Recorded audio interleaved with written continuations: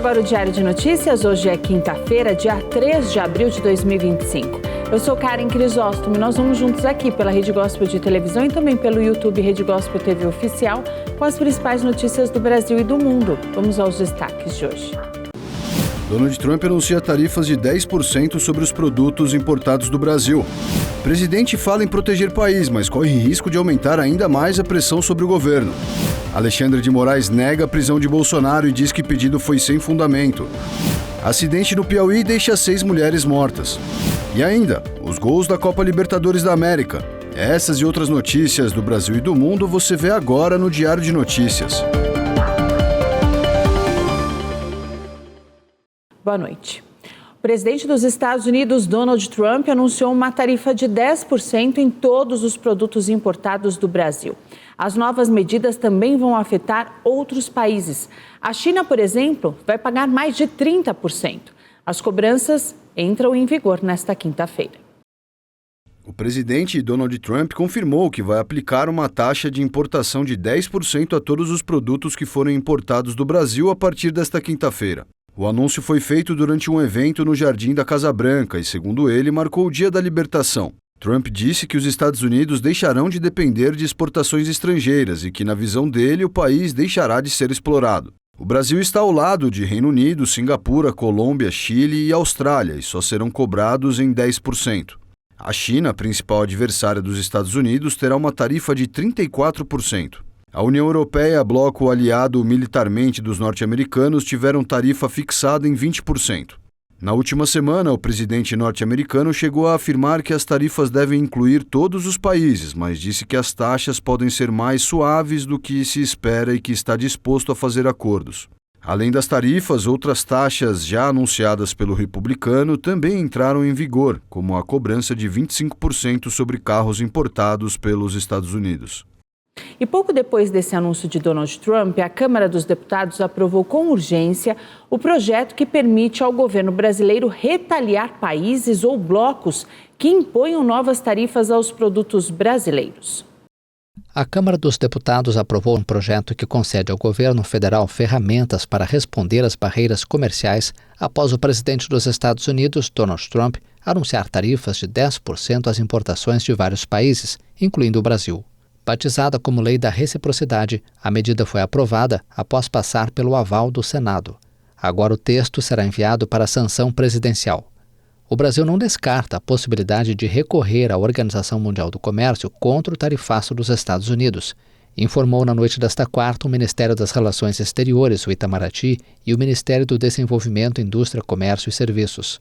Mas a prioridade do governo brasileiro neste momento é negociar a reversão das medidas anunciadas pelo presidente americano Donald Trump. Ao mesmo tempo em que se mantém aberto ao aprofundamento do diálogo estabelecido ao longo das últimas semanas com o governo norte-americano para reverter as medidas anunciadas e contrarrestar seus efeitos nocivos o quanto antes, o governo brasileiro avalia todas as possibilidades de ação para assegurar a reciprocidade no comércio bilateral, informaram os dois ministérios. O presidente dos Estados Unidos, Donald Trump, lançou nesta quarta uma ofensiva comercial generalizada com tarifas massivas contra a China e a União Europeia, além de uma tarifa mínima de 10% aplicada à maioria dos países latino-americanos. E o presidente Lula se manifestou nesta quinta-feira sobre as decisões do presidente Donald Trump e afirmou que vai tomar todas as medidas para defender os interesses do Brasil. O presidente Lula afirmou nesta quinta-feira que o Brasil vai tomar todas as medidas cabíveis para se defender das novas tarifas de 10% anunciadas por Donald Trump. Durante um evento em Brasília, o presidente afirmou que pretende defender as empresas e trabalhadores brasileiros. O Brasil acabou escapando das taxas mais altas impostas pelo presidente americano na última quarta, assim como diversas economias latino-americanas que estão na lista dos países que vão pagar a taxa mínima de 10%. Estão neste grupo países como Argentina, Chile, Peru, Costa Rica, República Dominicana, Equador, Guatemala, Honduras e El Salvador. A tarifa universal de 10% vai entrar em vigor na madrugada do próximo dia 5 e as mais altas a partir de 9 de abril. A ministra do Planejamento e do Orçamento, Simone Tebet, afirmou que os preços dos alimentos devem começar a cair nas próximas semanas. Ela afirmou ainda que é possível que a queda possa ajudar a reduzir a taxa básica de juros do país. Simone Tebet participou da cerimônia dos 60 anos do Banco Central, em Brasília, e indicou que os preços dos alimentos devem cair nos próximos 2 meses. Segundo ela, essa queda pode levar à redução da taxa básica de juros no futuro. Mas o caminho previsto pela ministra do Planejamento e Orçamento pode não exatamente ser esse. Na ata da última reunião do Comitê de Política Monetária, o Banco Central informou que os preços dos alimentos devem continuar elevados e tendem a se propagar no médio prazo. O relatório informou também que, com a alta dos alimentos, a inflação acumulada em 12 meses deve permanecer perto de 5,5% acima do intervalo de tolerância. O Senado Federal instalou a Comissão Mista de Controle das Atividades de Inteligência e teve como pauta a possível espionagem do governo contra o Paraguai.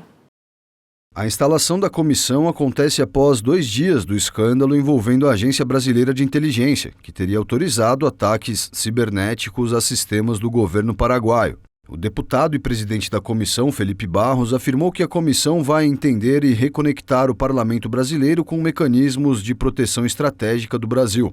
O senador Esperidião Amin protocolou 2 requerimentos a respeito da suposta invasão hacker pela ABIN.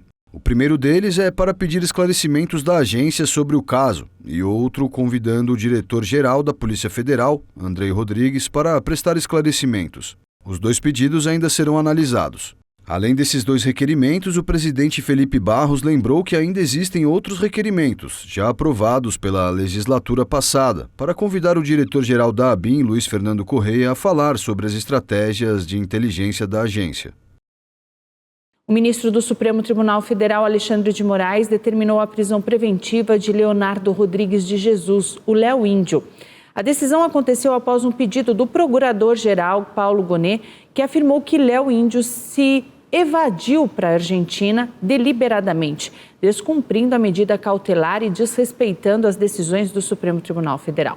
Moraes também afirmou que a defesa de Léo Índio apresentou um documento de permanência na Argentina até junho deste ano, o que aponta para uma evidente fuga do país. Leonardo Rodrigues é réu por envolvimento nos atos de 8 de janeiro de 2023. O ministro Alexandre de Moraes se manifestou contra um pedido de prisão preventiva do ex-presidente Jair Bolsonaro. O pedido foi analisado após uma notícia-crime apresentada por uma vereadora petista que alegou crime na convocação de atos a favor da anistia para os envolvidos no 8 de janeiro. O caso foi arquivado. O tema veio à tona após um pedido de prisão preventiva feito pela vereadora Liana Cristina, do Partido dos Trabalhadores do Recife. Após esse pedido, o ministro Alexandre de Moraes pediu para que a PGR se manifestasse sobre o tema. O procurador-geral da República, Paulo Gonet, afirmou que a vereadora não está em legitimidade para fazer essa solicitação ao STF e que não há elementos de prova que justifiquem uma prisão. Segundo ele, os relatos da vereadora não contêm elementos informativos mínimos que indiquem suficientemente a realidade de ilícito penal. A notícia-crime foi protocolada após o ex-presidente do Brasil, Jair Bolsonaro, convocar apoiadores para um ato no Rio de Janeiro em apoio à anistia. Segundo ela, a situação caberia prisão preventiva, a fim de garantir a ordem pública e a instrução processual. O ministro Alexandre de Moraes seguiu os argumentos do procurador Paulo Gonet e então decidiu arquivar o caso. Esse é o segundo caso arquivado envolvendo o nome do ex-presidente Jair Bolsonaro. Na semana passada, a PGR havia pedido o arquivamento do inquérito contra Bolsonaro por fraude em cartão de vacina. Segundo a PGR, não houve provas suficientes de que o ex-presidente tenha ordenado a falsificação dos dados. O Supremo Tribunal Federal entendeu que o procedimento de revista íntima feito de forma vexatória é inadmissível. A Corte também proibiu os visitantes de ficarem parcialmente ou totalmente nus e de exporem os órgãos genitais para a observação dos agentes penitenciários. Os ministros ressalvam que a revista íntima ainda pode ser feita, mas na impossibilidade de uso de equipamentos eletrônicos e com a presença de profissionais da saúde. A União e os estados têm prazo de 24 meses para comprar os equipamentos eletrônicos para fazer a revista nos visitantes. A Polícia Federal indiciou Eduardo Tagliaferro, ex-assessor do Tribunal Superior Eleitoral, por violação de sigilo funcional com dano à administração pública. Segundo a polícia, Eduardo teria repassado informações a jornalistas em 2024 que foram obtidas durante a atuação dele no órgão. Segundo o relatório, essas informações deveriam ser mantidas em sigilo. A PGR vai analisar o relatório e decidir se apresenta ou não uma denúncia à Justiça. A Comissão de Constituição e Justiça do Senado Federal começou nesta semana a discutir o projeto que cria um novo Código Eleitoral. Uma das mudanças é o aumento de cadeiras para as mulheres na Câmara dos Deputados. O novo Código Eleitoral consolida e atualiza, em uma só lei, as normas eleitorais espalhadas em leis vigentes. O relator Marcelo Castro acatou os pontos aprovados pela Câmara em 2023, mas em razão das mudanças, o novo Código Eleitoral terá de passar por nova análise da Câmara dos Deputados se for aprovado no Senado. A principal mudança é a criação de uma cota de 20% de cadeiras para mulheres na Câmara dos Deputados, nas Assembleias Legislativas e nas câmaras municipais. O projeto também autoriza partidos a gastar recursos de campanha para pagar babás, creches e escolas de filhos, com até 6 anos de idade de candidatas ao longo do período eleitoral. O relator também propõe deixar claro que conteúdos produzidos por inteligência artificial ou manipulados deverão ser, nas campanhas eleitorais, explicitamente identificados. Segundo o senador Marcelo Castro, o texto representa um avanço institucional e uma contribuição enorme para a democracia brasileira. A construção do parecer, segundo ele, contou com a participação do Tribunal Superior Eleitoral, do Ministério Público Federal e de partidos. Uma banda de rock tenta levar alegria e distração aos ucranianos em meio à guerra contra a Rússia. Mas os músicos também se preocupam, já que a agenda de shows pode ser cancelada a qualquer momento em caso de novos ataques aéreos. No meio da guerra, Nádia gerencia a turnê de uma banda de rock. Ela é responsável pelas viagens, passagens, refeições. Mas para a jovem ucraniana, o principal desafio são os alarmes de ataque aéreo disparados todos os dias por causa dos bombardeios russos.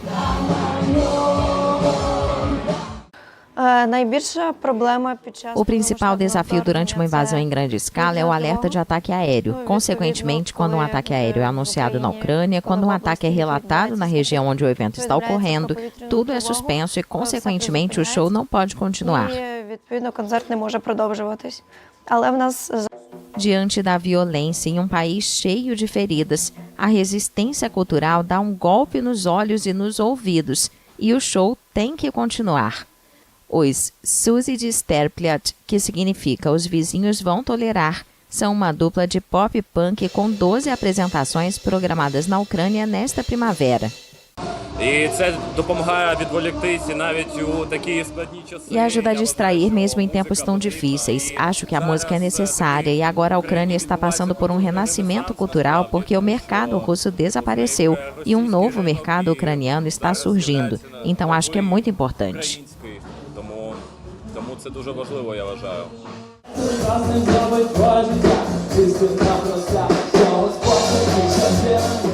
O baterista Alexander Pavlov, de 28 anos, e o guitarrista Artur Zubarev, de 27, se uniram em 2017 em Mykolaiv, no sul do país. Desde então, eles vêm produzindo músicas alegres. A banda, que inicialmente cantava em russo, mudou para o ucraniano e alcançou mais seguidores. Quando os ataques aéreos dão uma trégua, eles levam música e distração para os ucranianos em tempos difíceis. Isso ajuda a nos distrair de toda essa loucura. Ainda assim, a situação é muito estressante. Muitos parentes estão em guerra e isso também é uma preocupação. E ajuda a nos distrair e traz de volta ao período pré-guerra.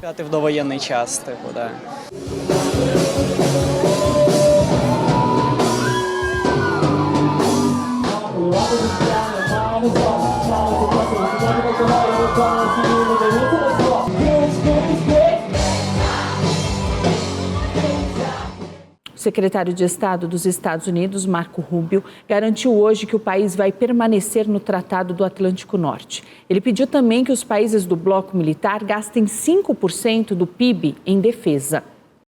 Os Estados Unidos não vão se retirar da organização do Tratado do Atlântico Norte. A afirmação foi feita nesta quinta-feira pelo secretário de Estado americano em visita a Bruxelas.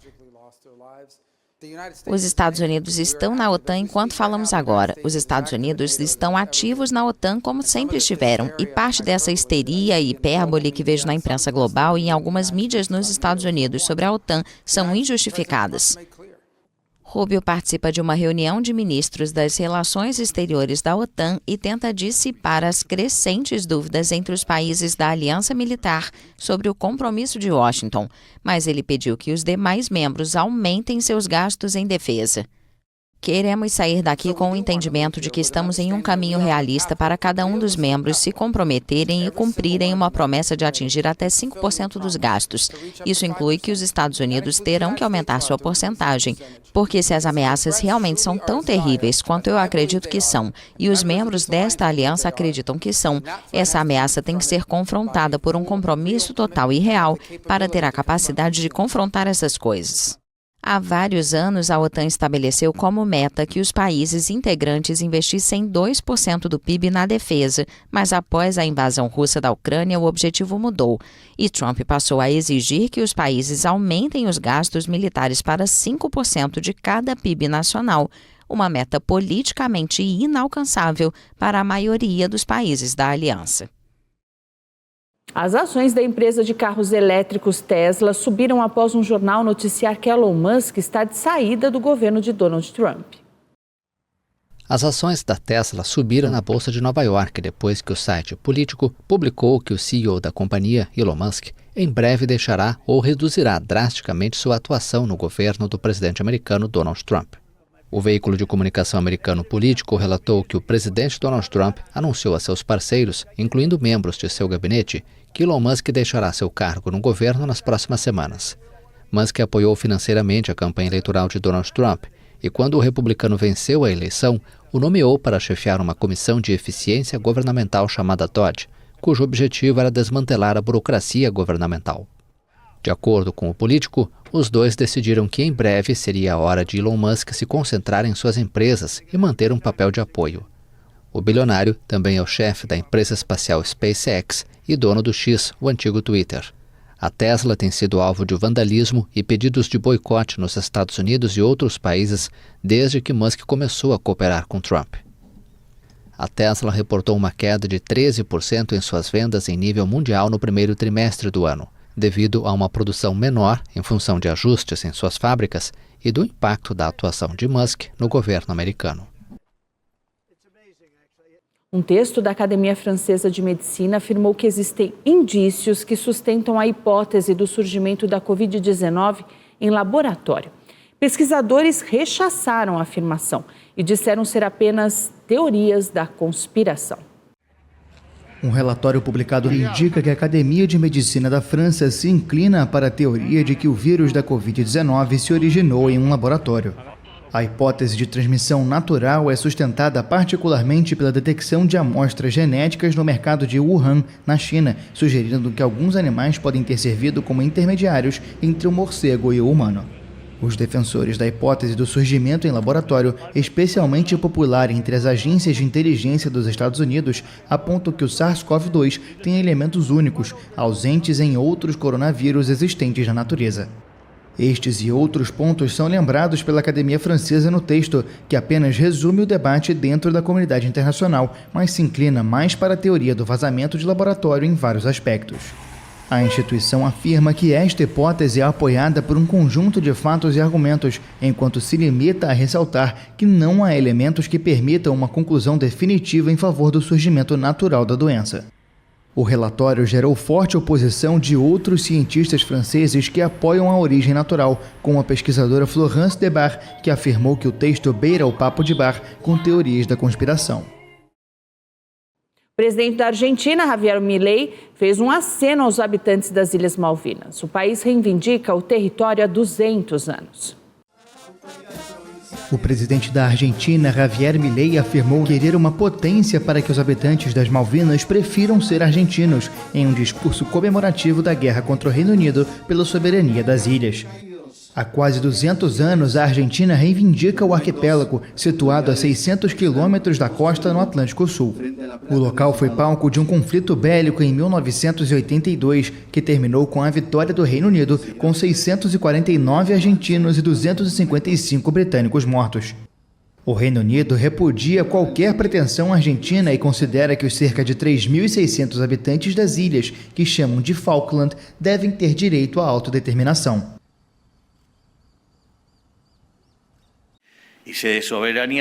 Se tratamos da soberania das Ilhas Malvinas, nós sempre deixamos claro que o voto mais importante de todos é o que se faz com os pés, e ansiamos que os malvinenses decidam algum dia votar por nós com os próprios pés. Por isso buscamos ser uma potência a tal ponto que eles prefiram ser argentinos, e nem sequer precise usar a dissuasão ou convencimento para alcançar isso. Por isso mesmo, seguimos o caminho libertador que estamos transitando para que a Argentina seja o país mais livre do mundo e volte a ter o PIB per capita mais alto do planeta. A chancelaria argentina e as resoluções da ONU afirmam que o princípio da autodeterminação dos povos não é aplicável no caso das Malvinas. A especificidade consiste no fato de que o Reino Unido ocupou as ilhas à força em 1833, expulsou a população originária e não permitiu o retorno, violando a integridade territorial argentina. No passado, Milei gerou controvérsia por se declarar um admirador da ex-primeira-ministra Margaret Thatcher à frente do governo britânico na época da guerra com a Argentina.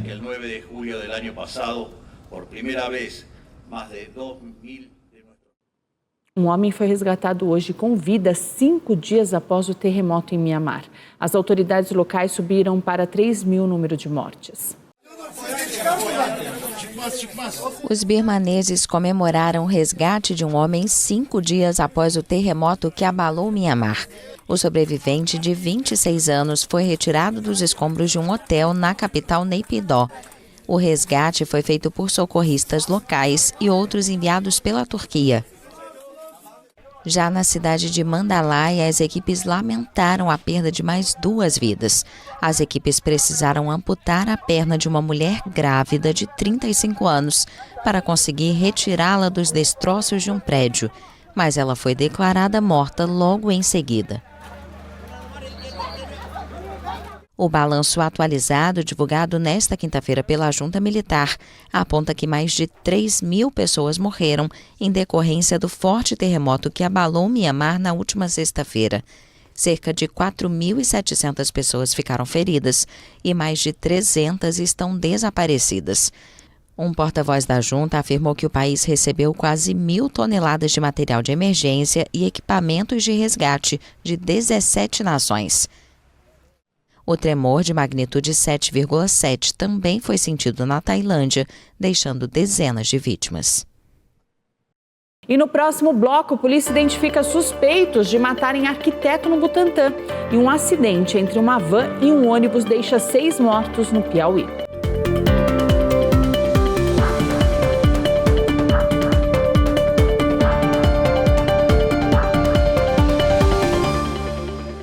A Polícia Civil de São Paulo identificou 2 suspeitos de participarem da morte de um arquiteto em São Paulo na última terça-feira.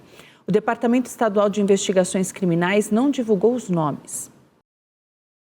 O caso é investigado como latrocínio, porque Jefferson Dias tentou impedir o criminoso de fugir com a aliança e celular que havia acabado de roubar de uma pedestre. O arquiteto jogou o carro em cima do bandido, que estava em uma moto. Mas na sequência, o criminoso sacou a arma e atirou contra Jefferson. Segundo a Secretaria de Segurança Pública, as investigações possibilitaram a identificação do atirador e também do indivíduo que fazia a escolta dele. A família do arquiteto já havia passado por outro crime quando Jefferson tinha 7 anos de idade. Naquela ocasião, o pai dele tinha um bar e foi assassinado a tiros durante uma briga no local. Ele foi velado e enterrado nesta quinta-feira no cemitério Parque dos Ipês, em Itapecerica da Serra, na Grande São Paulo. 4 passageiros se jogaram de um ônibus em movimento durante uma tentativa de assalto em São Cristóvão, na zona norte do Rio.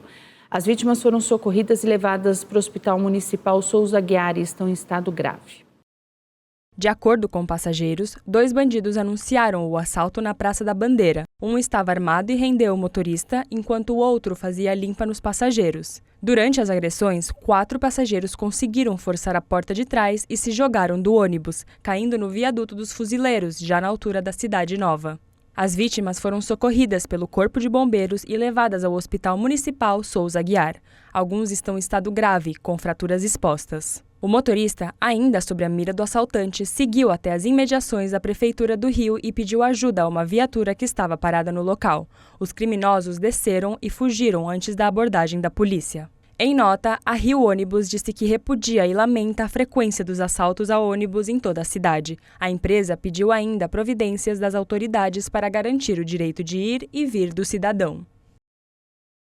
A vereadora Tatiana Medeiros, do Partido Socialista Brasileiro, foi presa na manhã de hoje na zona leste de Teresina. A Polícia Federal acredita que a campanha dela no ano passado foi paga com recursos de facção criminosa.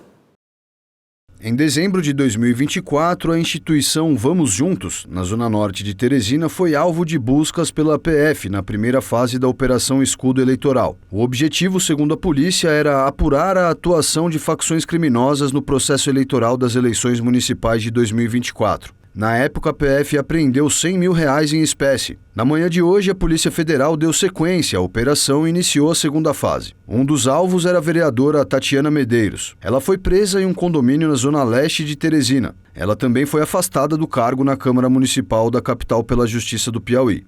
Segundo a PF, há indícios de que a campanha que elegeu a vereadora foi custeada com recursos ilícitos oriundos de facção criminosa e desvios de recursos públicos de uma instituição não governamental. Em coletiva de imprensa, o advogado da vereadora, Edson Araújo, afirmou que a defesa vai se manifestar quando tiver acesso integral aos autos do inquérito. Ele afirmou também que considera a decisão completamente arbitrária e ressaltou que Tatiana não cumpre os requisitos para ser presa preventivamente. 6 mulheres morreram e outras 11 pessoas ficaram feridas após uma batida entre uma van e um caminhão no sul do Piauí.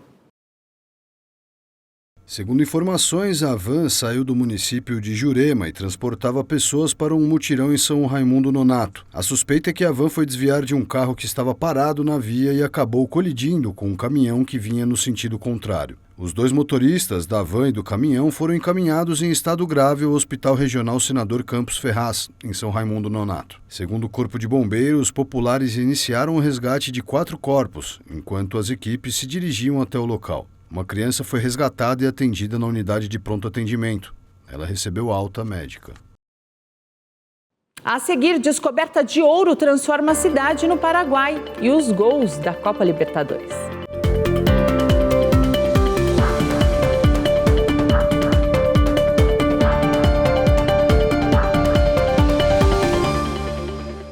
Olha só essa. Na Tunísia, o bagaço da azeitona tem se tornado uma fonte de calor mais barata e também muito ecológica.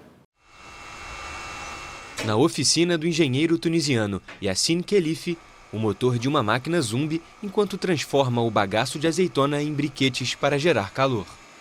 O processo é uma alternativa à lenha em um país altamente dependente da importação de gás e petróleo. É muito simples. Imagine que você pudesse produzir energia e ganhar dinheiro com resíduos, ou dizemos na Tunísia, kamama. Essa é a chave, o papel do desenvolvimento. O importante é saber como ganhar dinheiro com algo que não tem valor, algo que não vale nada e ter sucesso em dar valor a isso. Khelif, de 36 anos, usa o processo desde que fundou a startup BioHit em 2022, no povoado de Sanhacha, no norte da Tunísia. Pela manhã, vários trabalhadores trazem o bagaço em caminhões e o introduzem em um molde que produz briquetes cilíndricos. O material é então deixado para secar durante 30 dias, expostos ao sol e em estufas, antes de ser embalado e entregue aos clientes. Moro em uma fazenda onde cresci entre oliveiras. Quando eu ia com meu pai para o olival, lembro que os trabalhadores usavam o bagaço de azeitona para cozinhar suas refeições. Essa ideia ficou na minha mente. Foi a partir dessas memórias que eu disse a mim mesmo, por que não? Vou transformar esse bagaço de azeitonas em briquetes.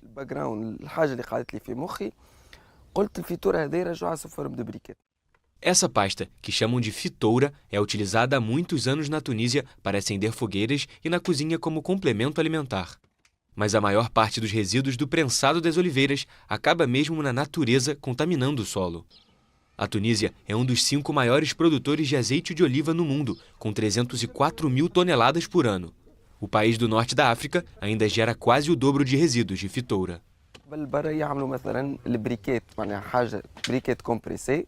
No exterior, briquetes comprimidos são produzidos a partir de restos de madeira. A ideia então imediatamente veio à minha mente de pensar nos resíduos disponíveis aqui na Tunísia que têm valor calorífico. Então, naturalmente, pensei em bagaço de azeitona.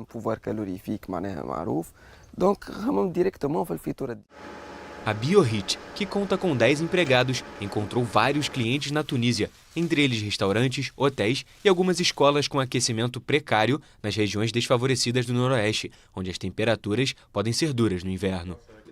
Ainda assim, a maior parte de sua produção de cerca de 600 toneladas é exportada para a França e Canadá. Mohamed Harar, proprietário de uma pizzaria nos arredores da capital, Tunis, menciona outras vantagens. Os briquetes produzem menos fumaça que a lenha para alívio de seus vizinhos e a fitoura dá um sabor especial à pizza. O bagaço de azeitona libera seu aroma e nessa fumaça encontramos a essência do azeite de oliva e da própria azeitona, que dá um sabor especial a pratos como pizza, panuozzo ou até mesmo uma baguete recheada. Não importa o que você cozinhe, você encontrará o espírito da azeitona e do azeite de oliva, o que torna a comida ainda mais saborosa. De acordo com a ONU, aproveitar melhor o bagaço tem contribuído para proteger o meio ambiente, além de criar empregos e riqueza. Um movimento muito bem-vindo não somente na Tunísia, mas em todo o mundo. A descoberta de ouro em um local a 210 quilômetros de Assunção mudou a cidade paraguaia. 1 em cada 6 dos 30 mil habitantes da localidade começou a cavar enormes minas para vender a terra, possivelmente com minério. A descoberta de ouro nesta pequena cidade paraguaia há mais de 20 anos transformou a região. 1 em cada 6 dos 30 mil habitantes da localidade começou a cavar poços enormes para vender a terra, possivelmente com o cobiçado metal. No local, também conhecido como berço da erva mate, agricultores indígenas se sentem oprimidos pelos garimpeiros.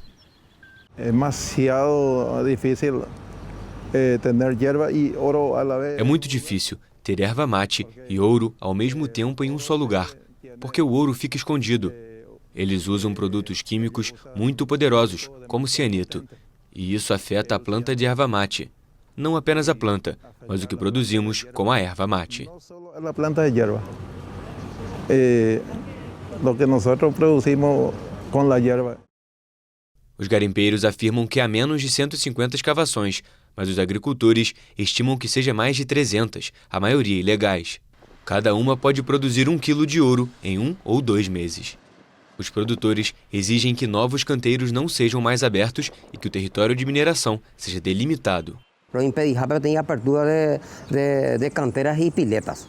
Eles querem abrir pedreiras e minas a apenas 800 metros das plantações de erva mate, quando a propriedade destinada à mina tem apenas 73 metros.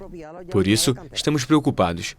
Se a mina fosse aberta, afetaria fazendeiros e produtores e causaria enormes prejuízos ao setor de erva mate. A preocupação dos produtores é compartilhada pelas comunidades indígenas da região. Eles alegam que as substâncias químicas usadas na mineração contaminam a água e matam os animais da área. Os políticos estão ficando mais ricos e os povos indígenas estão piorando. Não há ajuda nem apoio de nossas principais autoridades.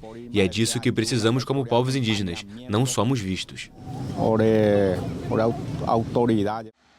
As autoridades pedem evidências da suposta contaminação e dizem que existe uma competição por território.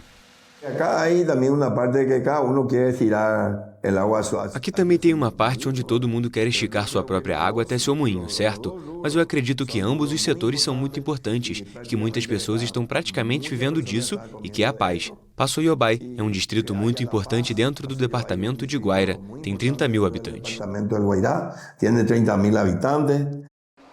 Os garimpeiros alegam que os agricultores e os indígenas carecem de informações profissionais e científicas para embasar as acusações. Eles dizem ainda que atendem aos requisitos ambientais. Toda a associação está buscando também Toda a associação também está buscando estabelecer diretrizes firmes para que todos os membros, se não cumprirem as regras ambientais, sejam suspensos. Projetos que não cumpram rigorosamente os requisitos ambientais são suspensos. Sem receber mais terras, eles não podem produzir. Se lhe suspende, não se lhe leva mais terra, e não pode produzir. Com um preço de cerca de $3.000 a onça, a mineração é um negócio muito rentável. Em 2024, um total de 600 quilos de ouro foram exportados do Paraguai, gerando $260 mil em royalties para o estado. E cães de busca e resgate tailandeses estão ajudando as pessoas que perderam familiares após a queda de um prédio. O governo local estima que 70 pessoas ainda estejam soterradas. Toda tragédia tem imagens de solidariedade e carinho em meio à dor da perda. Na Tailândia, esse alento também vem de cães de busca e resgate. Animais que desempenham o papel de apoio emocional para os familiares enlutados das vítimas presas sob os escombros, depois que o arranha-céu de Bangkok desabou em um terremoto mortal. Os cães fazem mais do que apenas procurar as vítimas. Eles ajudam as pessoas a se sentirem menos ansiosas e menos tristes, mesmo que seja por um curto período. Temos visto a importância de levar cães para apresentar a parentes das vítimas, para que pelo menos eles possam ver que esses cães são os que procuram seus parentes. O edifício de 30 andares, que estava em construção, desabou em questão de segundos na sexta-feira, quando um terremoto de magnitude 7,7 atingiu a vizinha Myanmar e seu impacto se estendeu à capital tailandesa.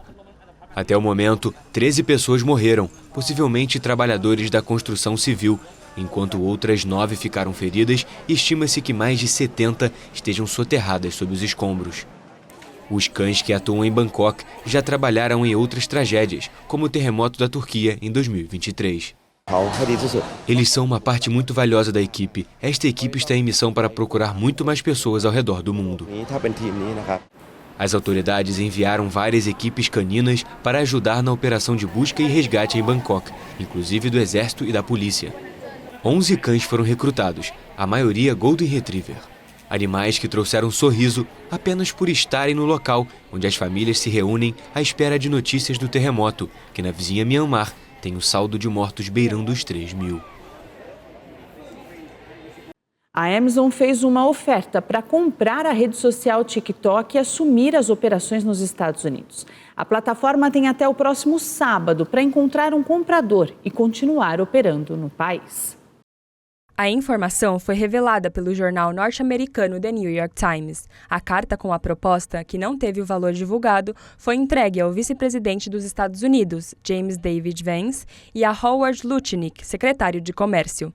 Mas as negociações podem melar. Segundo o jornal, pessoas envolvidas no assunto não acreditam que o acordo vá para frente. A Amazon e o TikTok não comentaram a informação. O futuro do TikTok nos Estados Unidos é incerto, desde que uma lei sancionada pelo Congresso em 2024 determinou que a chinesa ByteDance, proprietária do aplicativo, encontrasse um comprador para que ele continuasse funcionando no país. O prazo inicial era 19 de janeiro, um dia antes de Donald Trump assumir a presidência.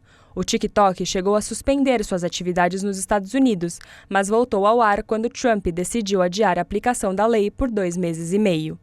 O novo prazo termina no próximo sábado. As negociações lideradas pela Casa Branca envolvem uma eventual redução da propriedade chinesa sobre o TikTok para menos de 20%, conforme exigido pela lei. A promotoria espanhola manteve o pedido de 4 anos e 9 meses de prisão para o treinador do Real Madrid, Carlo Ancelotti, por ter ocultado da Receita parte das receitas.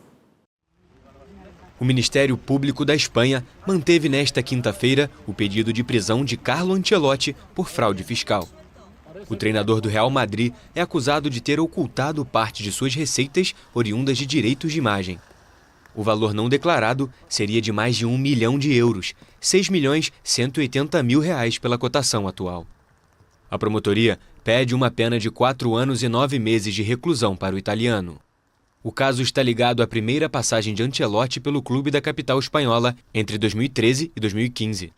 O atual treinador do Real Madrid, que voltou a ocupar o posto em 2021, alega uma ignorância dos termos do contrato que dificilmente deve ser acolhida pela justiça. O advogado de defesa, que solicitou a absolvição de seu cliente, estimou que o caso poderia ser resolvido pela via administrativa e acusou o fisco espanhol de querer submeter o técnico ao escárnio público. Segundo a administração fiscal espanhola, Ancelotti declarou suas receitas como técnico do Real Madrid em 2014 e 2015, mas não as procedentes de direitos de imagem e outras fontes, como algumas propriedades imobiliárias. Ontem foi dia de Libertadores e o São Paulo voltou da Argentina com a vitória. E na Sul-Americana, o Corinthians perdeu na estreia. Vamos ver. O Corinthians estreou na Copa Sul-Americana em casa contra o Huracán, da Argentina. Mas o jogo não saiu como o esperado. Leonardo Sequeira abriu o placar logo aos 6 minutos de partida. Sem tempo nem de comemorar, o Timão chegou ao empate com Ranieri aos 13 minutos. Mas o sistema defensivo estava desalinhado na Neoquímica Arena. A defesa afastou o mal e Leonardo Sequeira de novo deu a vitória para o time visitante. O Botafogo estreou na Libertadores fora de casa contra a Universidade do Chile. E os atuais campeões saíram com a derrota. Lucas Diório garantiu os 3 pontos para os chilenos. O São Paulo Futebol Clube venceu a primeira partida da Libertadores. O tricolor também foi à Argentina enfrentar o Talleres. O gol saiu na parte final da partida com o Alisson. O meio-campo do tricolor bateu colocado sem chances para o goleiro. E o Diário de Notícias desta quinta-feira fica por aqui. Eu desejo a todos vocês uma ótima noite. Amanhã, a partir das 7, nós estamos de volta com as principais notícias do Brasil e do mundo. E até lá você fica muito bem informado acessando Diário de Notícias em 2 minutos no Spotify ou no YouTube Rede Gospel TV Oficial. Uma boa noite para vocês e até amanhã.